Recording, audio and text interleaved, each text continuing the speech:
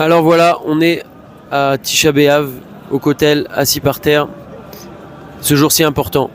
J'ai entendu il y a quelques jours que Rav Galinsky avait l'habitude chaque année de raconter, de dire les gens pensent qu'on s'attriste et qu'on pleure le Beth Amikdash qui a été détruit. Le premier et le deuxième Beth Amikdash ont été détruits le 9 Av, et oui c'est vrai. Et il y a eu de très nombreux malheurs aussi à cette date-là, mais ce qu'on pleure avant tout, il nous dit, la grande catastrophe, c'est que le Beth Amikdash ne soit pas reconstruit aujourd'hui en 5784, en 2024 par exemple. Pourquoi ? Parce qu'on sait que nos Chachamim nous disent que chaque génération où le Beth Amikdash n'est pas reconstruit, c'est comme s'il avait été détruit cette année-là. À cause de quoi ? À cause de nos fautes. Et donc l'idée, c'est de faire teshuva. Le but, c'est pas de compter les heures, de passer son temps à dormir à Tisha B'Av, de regarder des séries ou autres délires. C'est pas du tout ça. Alors venez, on essaye de faire mieux que les années précédentes, Be'ezrat Hashem. Il y a une histoire avec un couple qui n'arrivait pas à avoir d'enfants pendant très longtemps. Et un jour, la bonne nouvelle est arrivée. Et la femme était enceinte. Le jour de l'accouchement arrive et le médecin prend le papa de côté. Le papa voit qu'il y a un problème et il lui explique, il lui dit malheureusement il va falloir choisir, ça sera soit la maman, soit l'enfant.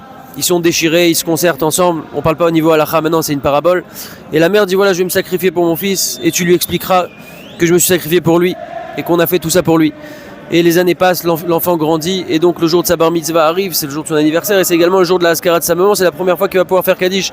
Son père le prépare grandement à ça et le fils fait un Kaddish complètement détente, il s'en fout comme s'il s'en foutait. Le père est bouleversé, il va le voir, il lui dit mais je comprends pas, tu sais que ta mère s'est sacrifiée pour toi? Et il lui dit oui mais papa, moi je l'ai pas connu maman. Eh bien cette parabole c'est un petit peu ce qui se passe avec nous le Beth Amikdash. On nous parle chaque année du Beth Amikdash, mais on l'a pas connu le Beth Amikdash. Hachem il a sacrifié sa maison pour nous. Alors comment faire pour vivre ce jour-là et comprendre un petit peu ce qui nous manque? Rabbi Nachman nous donne un conseil magnifique. Il nous dit prenons l'exemple de quelqu'un qui perd 100 € aujourd'hui. Quelqu'un perd 100 €, au bout de 2 heures il dit à Kol Letova, le lendemain il a encore mal, il a un peu oublié mais il a encore mal. Puis voilà la fin de l'histoire. À l'époque du Beth Amikdash, quelqu'un qui perd ses 100 €, eh bien il y avait un tel dévoilement d'Akadosh Baruch Hu dans le monde qu'on allait venir lui révéler pourquoi il avait perdu ses 100 €.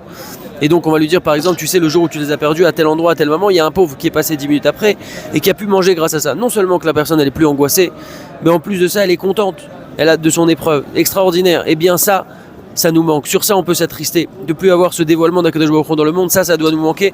Et on doit espérer avoir ça très bientôt avec la venue du troisième Beth Amikdash. On va nous poser la question à 120 ans, Be'ezrat Hashem, une des questions. Haïm Tzipital Yoshua, est-ce que tu as attendu la délivrance? Est-ce que tu as attendu le Mashiach vraiment?